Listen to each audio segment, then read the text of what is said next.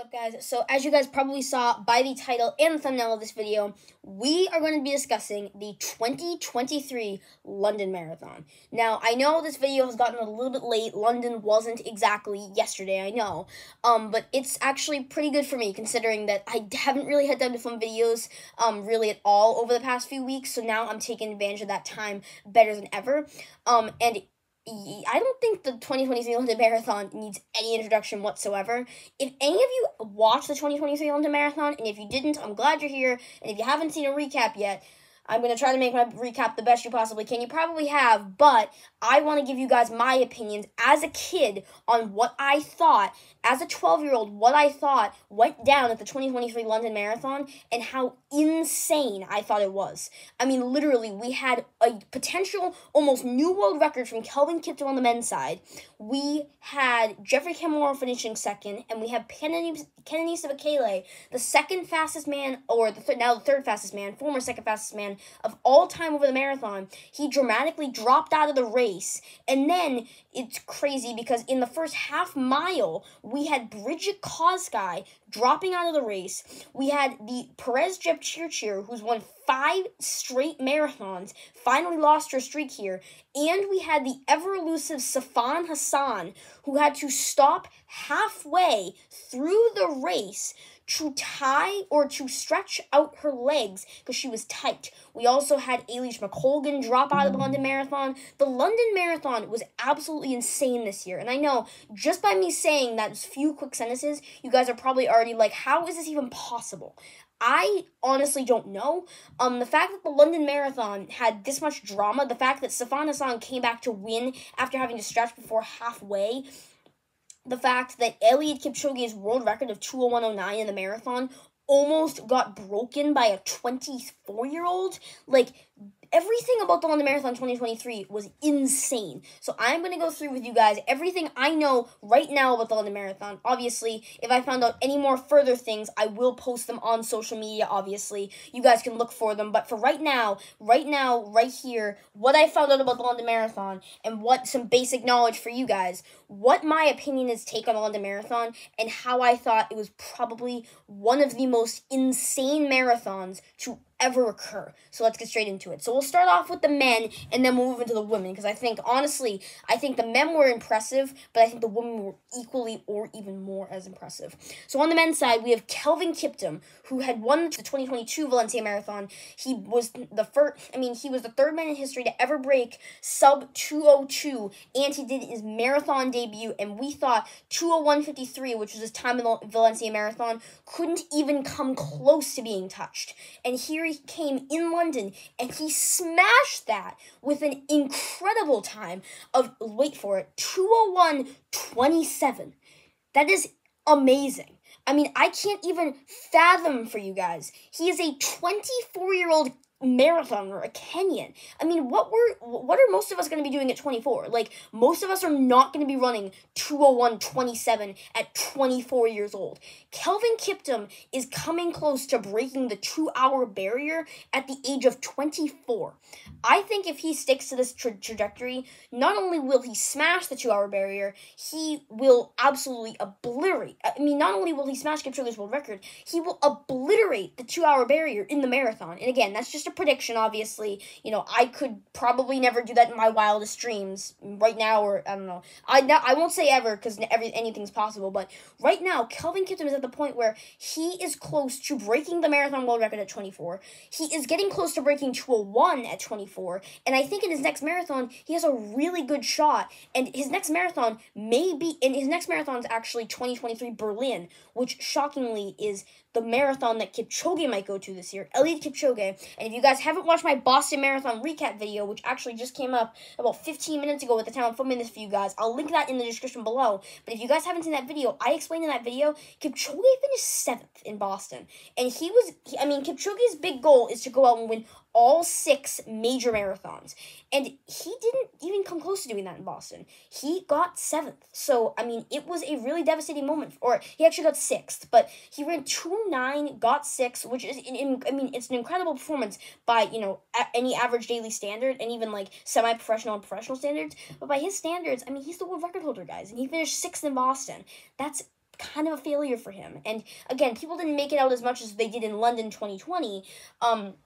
But they made it out to be a big deal. So I think that, personally, I think Kipchoge, he struggled in Boston, and clearly Kiptum had an amazing race in London.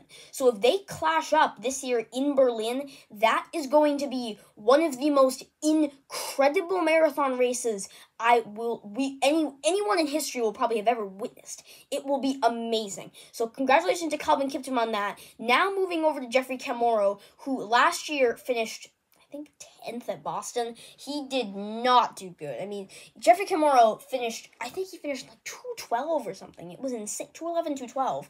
It was crazy. Or maybe even 2:10. I have no idea. But again, still really, really good by anyone's standards. But by his standards, that's not very good.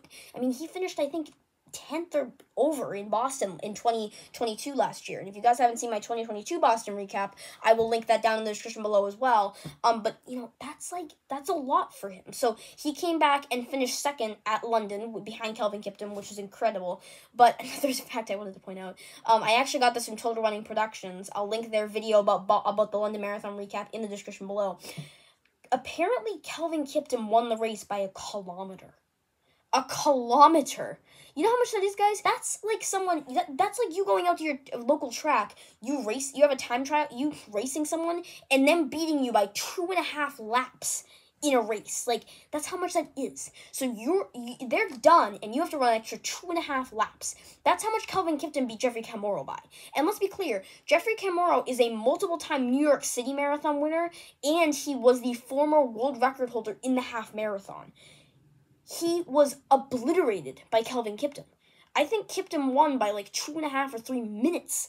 I mean, that's almost 3 laps of the track for the pace these guys are running. They're running 4.5-minute miles. That's almost a full mile. That's half of a full mile, basically. That is insane, guys. I can't even wrap my head around or even explain to you guys what the speed of your legs has to be going at to run that kind of pace. I mean, imagine going out and running a 2.5-minute kilometer. If you guys want to go try that out, I would try it out. Basically, go out to your local track and try to run a 2:50 or a 2:55 kilometer. So anything sub 3 for a kilometer.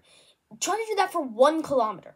And then imagine you doing that for 42 straight kilometers on the roads in London, in the rain too. It was raining today as well, so it wasn't exactly warm. It was pretty cold as well. Imagine doing that in the rain, in the cold, 42 straight times, no stopping, no water, no nothing. That is incredible, first of all. That is insane, but it is incredible. So Geoffrey Kamworor had a great race. Kelvin Kiptum had a great race. Kenenisa Bekele did not have a great race. Kenenisa Bekele dropped out, I think midway through the race, citing, lower leg problems in his hamstring. And, this is not very surprising considering Bekele has had some really hard times these last few years. He is not exactly, he's not exactly crushed it on the marathon scene, I'm not gonna lie. He's very good, but he hasn't exactly demolished anyone. He hasn't exactly crushed it. So, Bekele, he didn't have a great race. Hopefully, maybe he can come back and have a great race. I still would love to see him have a great race, but, I think his great race days are much behind him. I think his track days where he's super famous are much behind him. Again, he's still really famous. He can still command some pretty good appearance money, but nothing like he could even 10 years ago.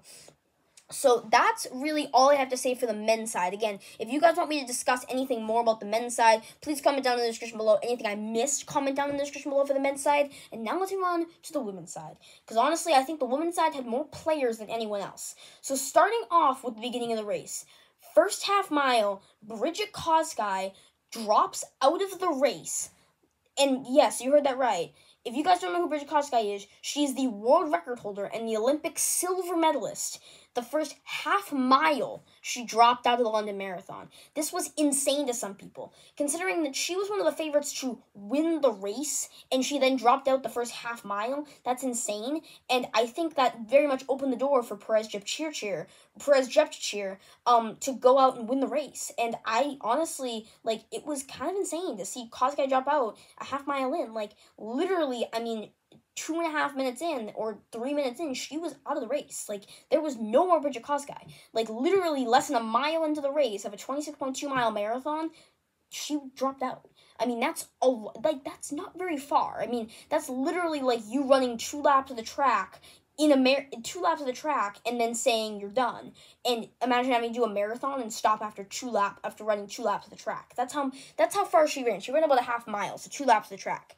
That's not very far, especially if especially if you're an avid runner, and especially for this kind of. I mean, she's one of the greatest marathon runners in the world and in history. So, like, the fact that she had to drop out the first half mile, I think it was insane to some people.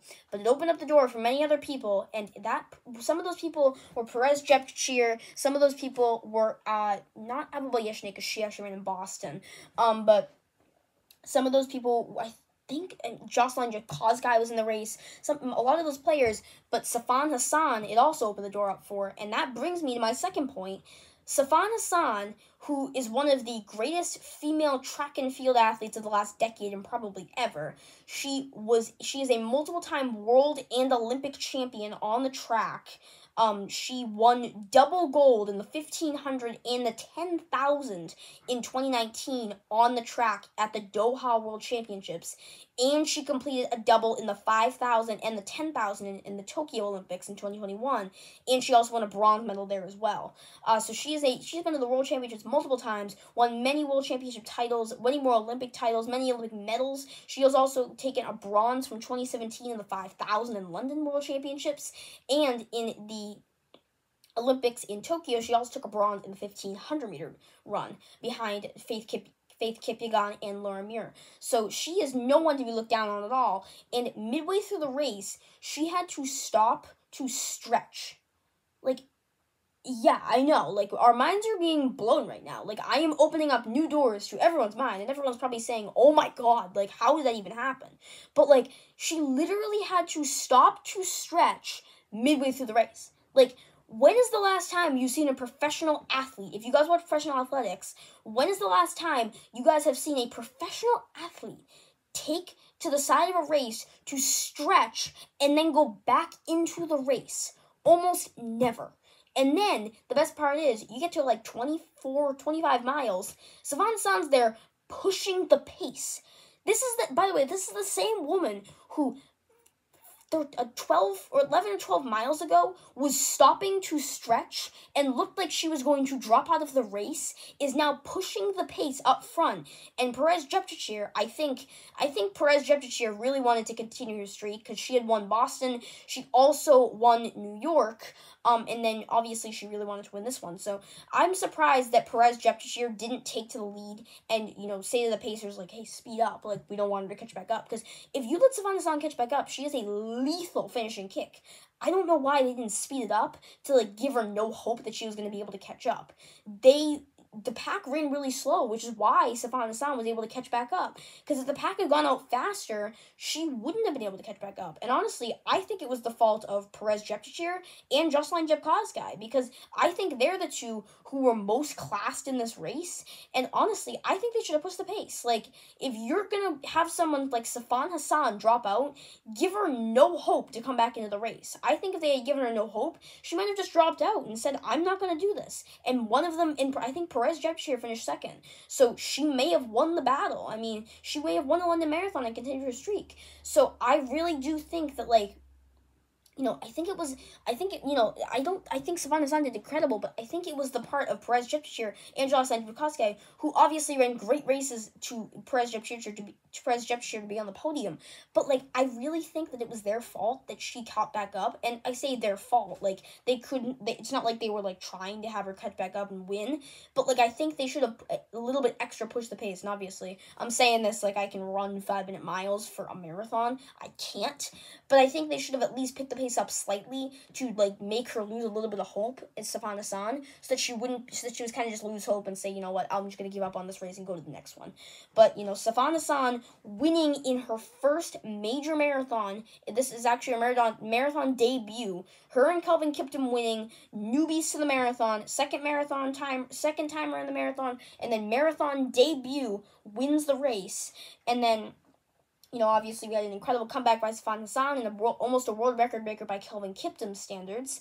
And then Perez Jepchirchir, finished, I think, second or third, and I don't know who finished behind her, but Jeffrey Kamoro finished second, and I'm not quite sure who finished third in the men's race behind Kelvin Kiptum. But overall, the London Marathon was an insane time. Congratulations to both the men's and women's winners. Congratulations to everyone who ran the London Marathon. Congratulations to all the elites. I really hope that Bridget Kosgei can get better soon so that she can run. I said this about Eliud Kipchoge as well. I hope she gets better soon so she can run. I'm really, really excited to see what she can do in the future.